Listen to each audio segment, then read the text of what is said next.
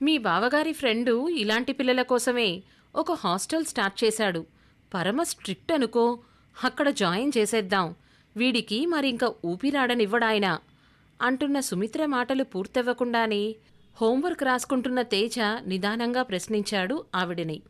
ఏమని ప్రశ్నించాడో కథ చివరి వరకు వినండి. శ్రోతలకు నమస్కారం. కథాపుస్తకంకి స్వాగతం.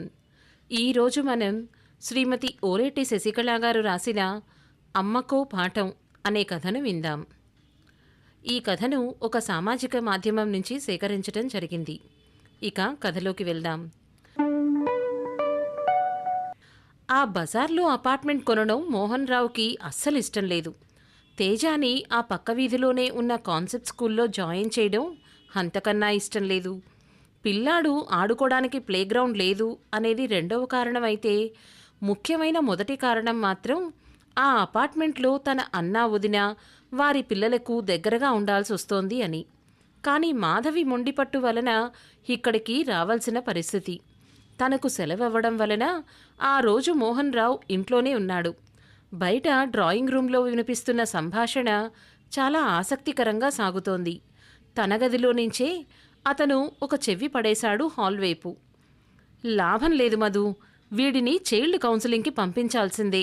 వీడి మైండ్ సెట్ చాలా డిస్టర్బింగ్గా ఉంది. ఇలా అయితే ఈ ప్రపంచంలో బాగా వెనకబడిపోతాడు. పెద్దయ్యాక వెనక్కి తిరిగి చూసుకుంటే మిగిలిన వాళ్లంతా వీడికి అందనంత ఎత్తెదిగిపోతారు. వీడు మాత్రం ఎక్కడేసిన గొంగళి అక్కడేలా చతికిలపడిపోయి ఉంటాడు.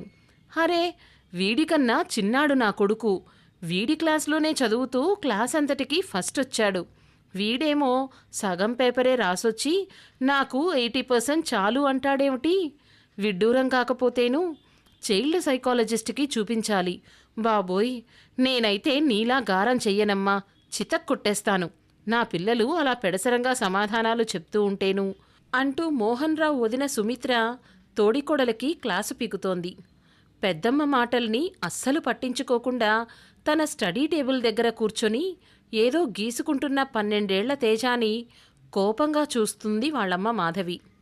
ఏమో అక్క, మీ పిల్లల్ని చూసి వీడు వాళ్ళల్లాగానే బుద్ధిగా తెలివిగా ఉంటాడని ఈ స్కూల్లో జాయిన్ చేశాను.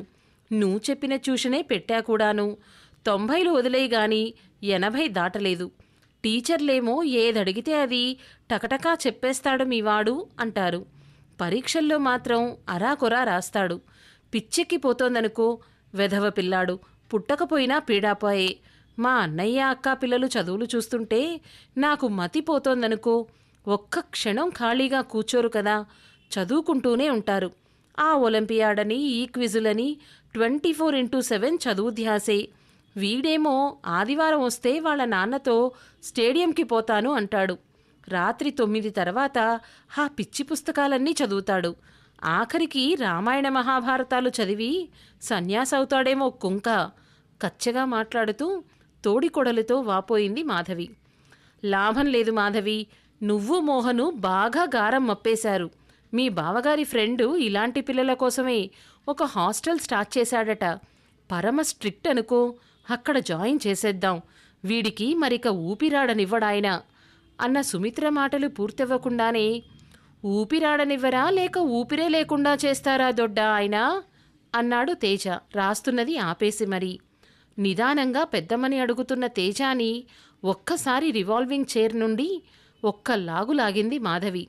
కోపం పట్టలేక ఎక్కడ పడితే అక్కడ కొట్టడం మొదలుపెట్టింది.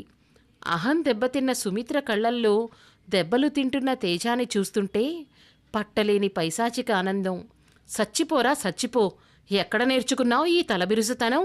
నత్తి వెధవ, గంటకో మాట మాట్లాడే వెధవ్వి పెద్దవాళ్లతో ఇలాగైనా మాట్లాడేది? వెళ్ళు, దొడ్డకి సారీ చెప్పు, కాళ్ళు ముట్టుకో అంటూ పిల్లాడిని మెడ పట్టుకుని విసురుగా తోసింది మాధవి సుమిత్రకేసి.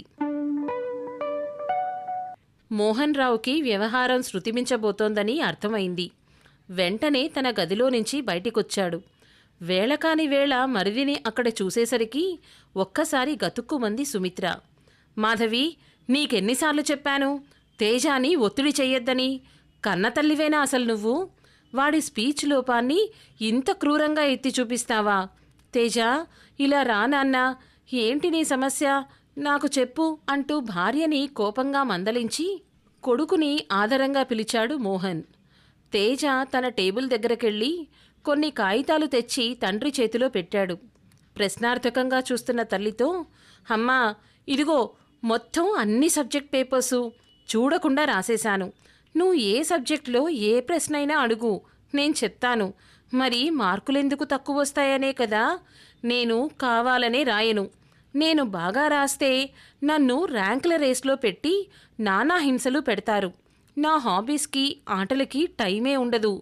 నా మటుకు నాకు చదువంటే నాలెడ్జ్ గెయినింగ్, మార్క్స్ హాంటింగ్ కాదు. డాడీ, దొడ్డమ్మ ఇన్ని మాటలు అంటున్నారు కదా నన్ను. వాళ్ళ కిడ్స్ హ్యాపీగా ఏం లేరు తెలుసా? అలాగే అమ్మవైపు కజిన్స్ కూడా. వాళ్ళు చాలా స్ట్రెస్డ్ అవుట్ అవుతున్నారట. ఎన్నోసార్లు నాతో వాళ్ళ పెయిన్ షేర్ చేసుకున్నారు. ఎస్ మమ్మీ, నేను క్లాస్ పుస్తకాలే కాదు, నాన్న కొనిచ్చిన అన్ని పుస్తకాలు చదువుతాను. వాటి నుండి ఎన్నో విషయాలు తెలుస్తున్నాయి నాకు నా ఫ్యూచర్ ప్లాన్స్ మీద చాలా క్లారిటీ ఉంది. నాన్నతో చెప్పాను కూడా. సో నువ్వు నన్ను అందరితో కంపేర్ చేసి ఇన్సల్ట్ చేయడం మానాలమ్మా. నువ్వు నా మీద హోప్స్ తగ్గించుకో. మరోసారి సైకాలజిస్ట్ అన్నారంటే నేనే వాళ్ళకి కంప్లైంట్ చేస్తాను. వన్ మోర్ థింగ్ అమ్మా, ఇంకోసారి నా నత్తిని వేళాకోళం చేసి మీన్గా మాట్లాడకు.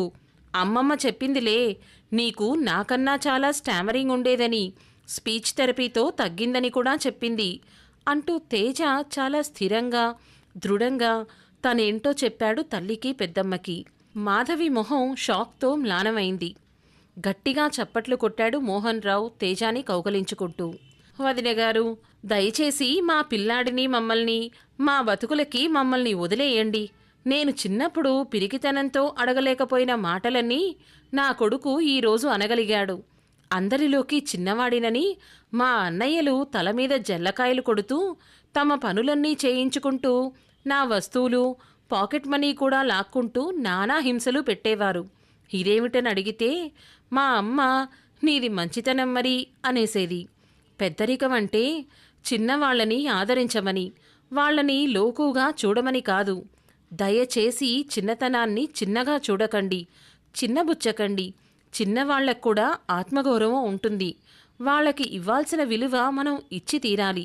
కురచబుద్ధులతో కుంచుకుపోయి మనం చిన్నతనం చూపిస్తున్నాం అంటూ చేతులు జోడించి మరిది దండం పెడుతుంటే సుమిత్రకి అపరాధ భావంతో సిగ్గుగా అనిపించి మౌనంగా అక్కడి నుంచి నిష్క్రమించింది.